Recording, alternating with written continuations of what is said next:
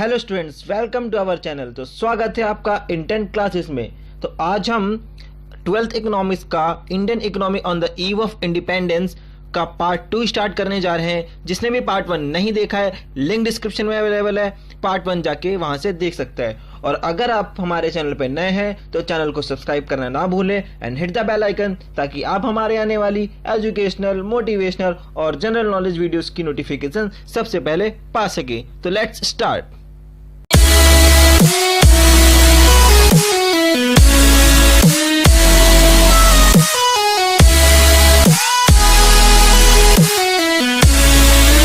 तो जैसा कि आप सभी को पता है कि हमारे चैनल का एक ही मोटिव है कि हम सभी को टॉपर बनाना चाहते हैं। इसलिए हम वीडियो को शेयर करना ना भूलें, ताकि जरूरतमंद लोगों के पास हमारी वीडियोस पहुंच सके। तो आज हम इस वीडियो में 2 टॉपिक कवर करेंगे, agriculture sector on the eve of independence और industrial sector on the eve of independence. ये दोनों सेक्टर जो थे आज़ादी के टाइम पे कैसे थे। सबसे पहली बात हम करेंगे एग्रीकल्चर सेक्टर के बारे में। तो एग्रीकल्चर सेक्टर जो है हमारा बहुत सारे जो रीज़न है उनके कारण पीछे रह गया आज़ादी के टाइम पे। कैसे? सबसे पहला था लो प्रोडक्शन एंड प्रोडक्टिविटी।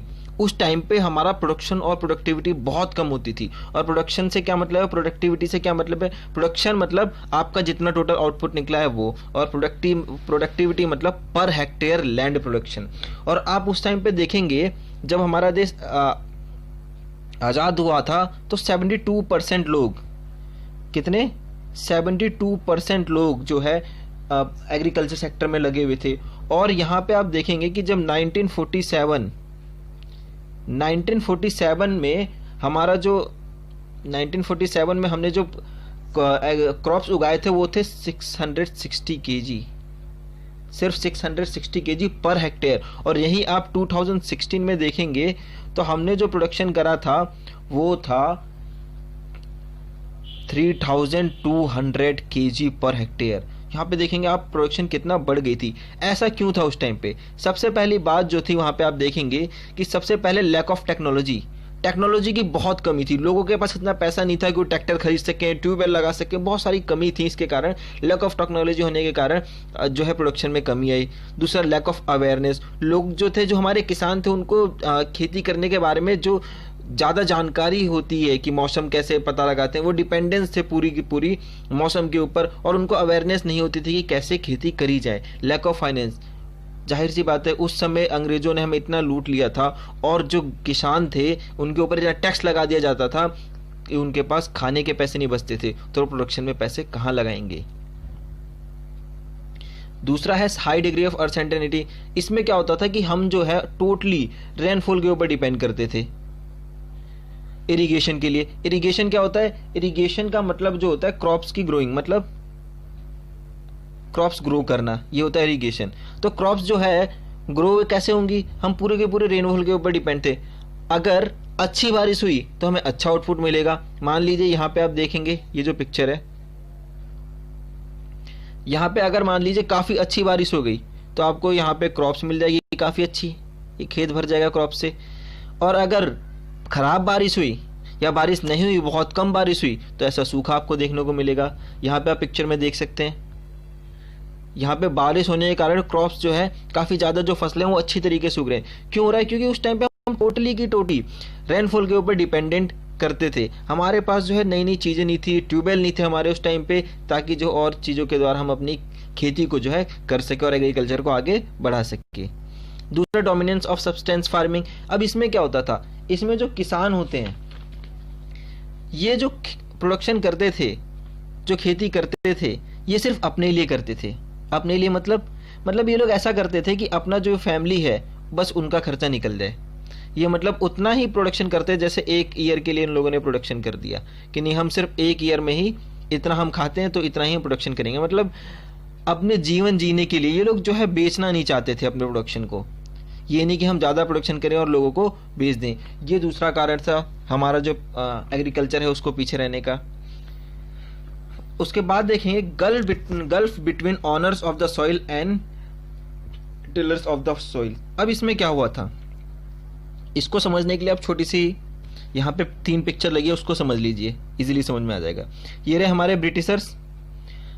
ये क्या करते थे, जो गवर्नमेंट ज़मीन होती थी, ये जो ब्रिटिशर्स हैं, ये क्या करते थे, टॉप पर यहाँ पे जो ब्रिटिशर्स हैं, ये क्या करते थे, जो गवर्नमेंट की ज़मीन होती थी वो ज़मींदारों को दे देते थे, इनके अंडर में दे देते थे। अब इनसे बोलते थे कि हम जो है आपसे फिक्स टैक्स लेंगे।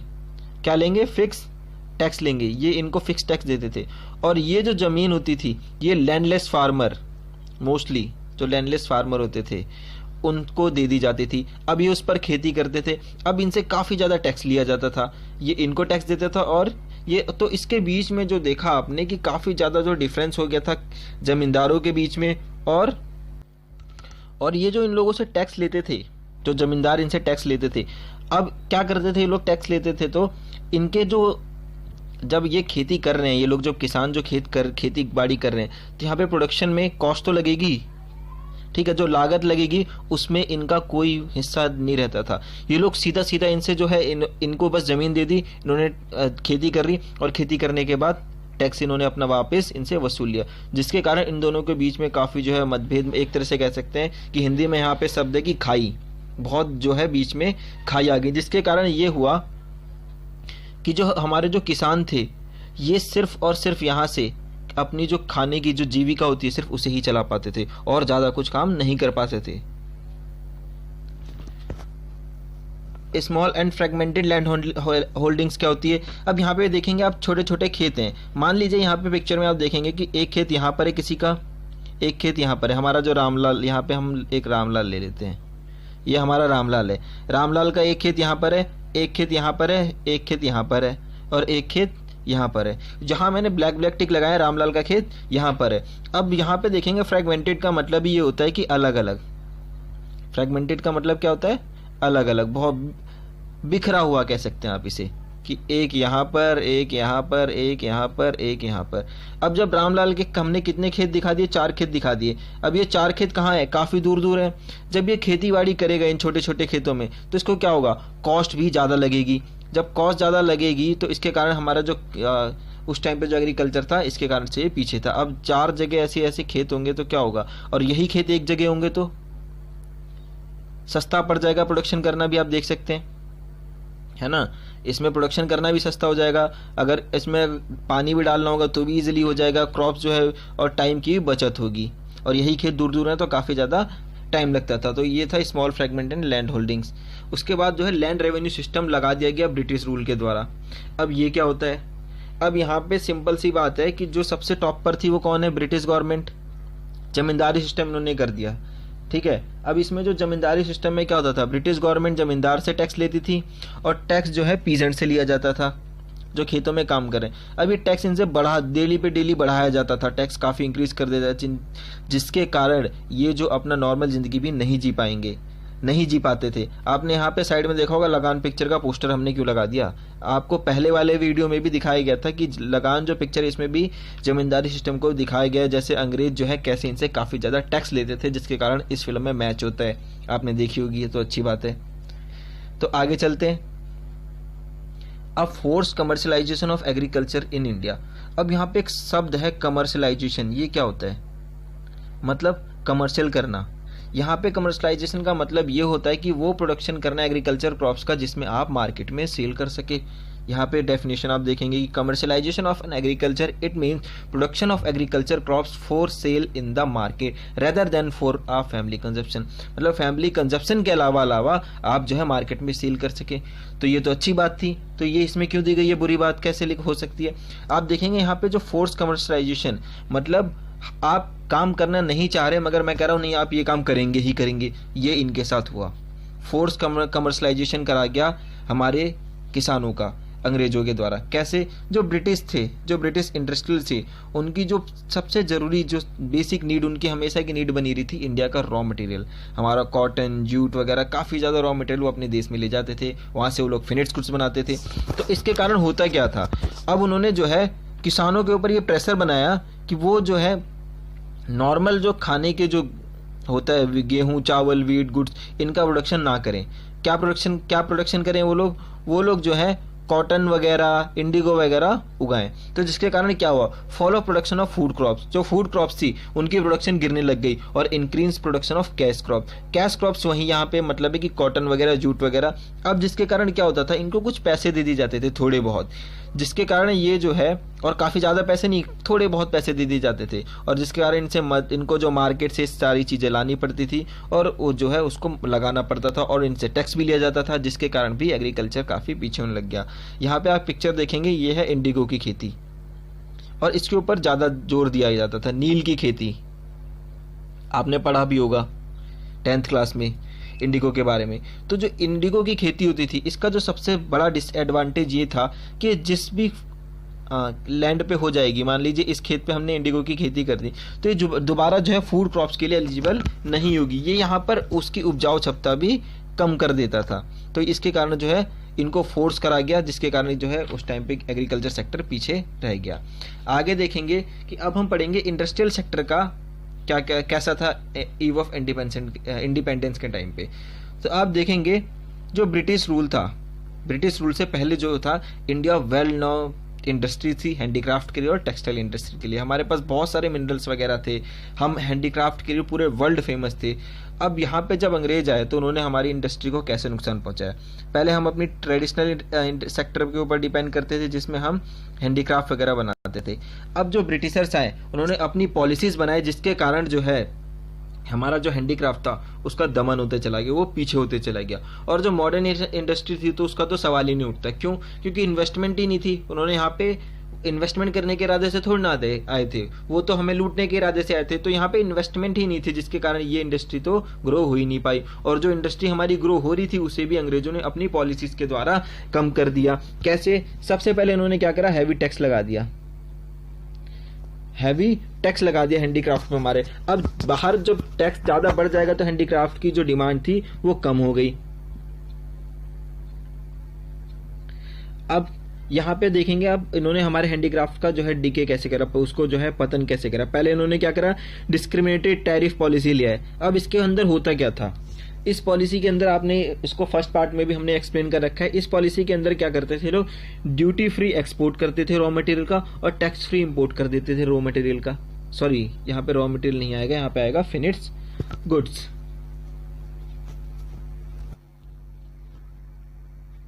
ठीक है, तो यहाँ पे आएगा क्या, फिनिश्ड गुड्स। यहाँ पे जो ये जो इंडिया से जो रॉ मटेरियल जाता था वो अपने देश इंग्लैंड ले जाते थे, फ्री, टैक्स नहीं लगता था उसके ऊपर, फ्री में। अब जब सस्ते में जाएगा तो वहाँ सस्ते में पहुंचेगा, और उसको जो मशीनों से तैयार करवा के उसे ही हमारे देश में टैक्स फ्री इंपोर्ट कर देते थे। अब जिसके कारण क्या हुआ, जो हैंडीक्राफ्ट थे उनकी डिमांड कम होने लग गई। वो कैसे होने लग गई, आपको जो है नेक्स्ट टॉपिक में दिखाया यहाँ पे। अब कैसे हो गई, वो हो गया competition from machine and manmade products के द्वारा। अब कैसे, अब आज का एग्जांपल ले लीजिए आप, जो है क्राफ्ट्स की चीजें जो हैंडीक्राफ्ट होती हैं उसकी कॉस्ट भी ज्यादा होती है। कॉस्ट उसकी कितनी होती है, ज्यादा होती है। आप जाएंगे कभी क्राफ्ट मेला वगैरह में घूमने के लिए तो वहां पे आप देखेंगे उसकी कॉस्ट ज्यादा होती है। और वहीं जो मशीन से बनी चीजें होती हैं उनकी जो कॉस्ट होती है वो लो होती है। क्यों लो होती है, सिंपल सी बात है, इसमें काफी ज्यादा मेहनत लगती है। क्राफ्ट वालों में हाथों से बनाई जाती है, इसलिए इसकी जो कॉस्ट होती है वो काफी ज्यादा महंगी होती है। और जो मशीन वाली चीजें होती हैं, जो मशीनरी से बनाई जाती है, वो जल्दी बन जाती है। ठीक है, मैन पावर कम लगता है, जिसके कारण वो सस्ते रेट में उपलब्ध हो जाती है। तो इंडियन मार्केट में जो है मशीन और मैनमेड प्रोडक्ट्स का कंपटीशन करा दिया गया। और ये जो चीजें थी जो मशीनरी से बनती थी उनको जो सस्ता मिलता था हमारे मार्केट में अवेलेबल, जिसकी डिमांड बढ़ गई, और ये जो है धीरे धीरे इसकी डिमांड कम होने लग गई। और इसकी जो डिमांड है, मशीनरी चीजों की जो डिमांड थी, जो मशीन से बन के आती थी, उनकी डिमांड हमारे देश के अंदर ही बढ़ने लग गई थी। तो ये बहुत तगड़ा कंपटीशन करा दिया गया था अंग्रेजों के द्वारा। और तीसरा यहाँ पे जो पॉइंट है, नेक्स्ट पॉइंट जो है वो है new pattern demand. New pattern demand से समझते हैं कि न्यू पैटर्न डिमांड से क्या मतलब है। यहाँ पे ये जो शब्द है न्यू पैटर्न डिमांड, इसका मतलब यहाँ पे ये है कि जो डिमांड का जो तरीका था वो बदल गया था। अब जब आप देखेंगे, जो हमारा जो कल्चर देखेंगे इंडिया का, वो आपने देखा होगा लोग धोती कुर्ता में रहते थे, है ना। धोती कुर्ता वाले लोग काफी आपने देखे होंगे, पगड़ी वगैरह पहन के चलते थे। तो उनका जो कल्चर था वो इंडियन कल्चर था। अब हमने जो धीरे धीरे जो है वेस्टर्न कल्चर को अपना लिया है, और इसी कारण जो उस टाइम पे जो है डिमांड का पैटर्न बदल गया। लोग भी जो है उस टाइम पे धीरे धीरे वेस्टर्न कल्चर को अपनाते चले गए। जो वेस्टर्न डिमांड थी उनकी बढ़ती चली गई थी। लास्ट यहाँ इसमें जो पॉइंट है वो है introduction of railway in India. अब रेलवे का जो इंडिया में इंट्रोडक्शन कराया गया, जो अंग्रेज लेके आए, जो आप आज के टाइम पे लोग कहते हैं बहुत अच्छी है, और हमें जो है इसमें घूमने को भी मिलता है ना। आपने देखी होगी ये यहाँ पे वंदे भारत है। अब ये अंग्रेज हमारे लिए नहीं लेके आए थे, उन्होंने ये नहीं सोचा था कि इंडियंस जो आगे चल के रेलवे को वंदे भारत से बनाएंगे, काफी जो है फास्ट ट्रेन बनाएंगे, सस्ती ट्रेनें बनाएंगे, अच्छा अपना रेलवे सिस्टम बनाएंगे। जी नहीं, वो इंडिया के डेवलपमेंट के लिए रेलवे नहीं लाए थे, वो अपने डेवलपमेंट के लिए रेलवे लाए थे। कैसे? अब वो लोग क्या करते थे कि जो उनका जो रॉ मटेरियल आता था वो कहाँ, जो बंदरगाहों पे आता था, है ना, जो जहाजों से आता था। यहाँ पे आपको जो मैप हम जूम करा के बताते हैं।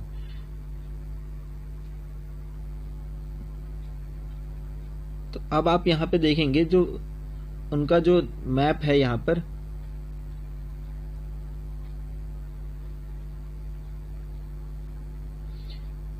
तो आप यहाँ पे देखेंगे, मान लीजिए यहां से इस बंदरगाह पर सामान आया नाव के द्वारा, यहां समुद्र है चारों तरफ। अब ये सामान जो आएगा और गुजरात वगैरह के एरिया में जो सामान आएगा, तो यहाँ पे जो सिर्फ बंदरगाह के द्वारा ही सामान आएगा। यहाँ पे जो पोर्ट होते हैं बहुत बड़े बड़े, है ना, और यहाँ से ट्रांसपोर्ट का बहुत कम सिस्टम था ट्रांसपोर्टेशन के लिए। अब इन्हें ये सामान जो है दिल्ली, मुंबई में तो है ही, दिल्ली, बिहार वगैरह जैसे, झारखंड वगैरह जहां पहुंचाना है, तो ये कैसे करेंगे? अब यहां पहुंच नहीं पाता था, और वहां पे हैंडीक्राफ्ट चलते थे। तो इन्होंने रेलवे का इंट्रोडक्शन, रेलवे ले आया हमारे देश में। इन्होंने क्या किया, रेलवे की पटरियां बिछा दी। यहाँ पे देखेंगे रेड कलर में जो मार्किंग है, ठीक है, इन्होंने रेलवे की पटरियां चारों तरफ बिछा दी। अब जब इन्होंने रेलवे की पटरियां बिछा दी, तो इसके कारण क्या हुआ कि इजिली गुड्स को दूसरी जगह पहुंचा देते थे। और उस मार्केट में गुड्स को, जब ये अपनी मशीनरी गुड्स को जो मशीन से बन के आते थे मेन, तो उसके कारण क्या हुआ, हमारा जो हैंडीक्राफ्ट था धीरे धीरे उनका भी खत्म होने लग गया। तो सिंपल सी बात आपने यहाँ पे देखी कि जो ब्रिटिश थे, उन्होंने जो रेलवे लाए वो किस लिए लाए? वो सिर्फ और सिर्फ अपने बेनिफिट के लिए लाए। उन्हें हमारे देश को लूट के ले जाना था, रॉ मटेरियल लेके जाना था, इसलिए उन्होंने रेलवे को लाया और यहाँ से जो है अपना प्रोडक्शन जो है पूरे इंडिया में उन्होंने फैला दिया, जिसके कारण जो है हमारी जो इंडस्ट्रियल सेक्टर था उसको, वो भी काफी ज्यादा पीछे रह गया। और आपने एग्रीकल्चर सेक्टर का भी पढ़ा ही, वो भी इसी कारण से पीछे रह गया। तो आशा करता हूँ आपको चैप्टर समझ में आया होगा, और अगर आपको ये वीडियो अच्छी लगी है तो लाइक करना ना भूलें। आपको अगर कोई इस चैप्टर में डाउट है तो कमेंट बॉक्स में कमेंट करें, और वीडियो को शेयर करना ना भूलें। Thanks for watching. और इस चैप्टर के नोट्स लास्ट पार्ट में अवेलेबल करा दिए जाएंगे।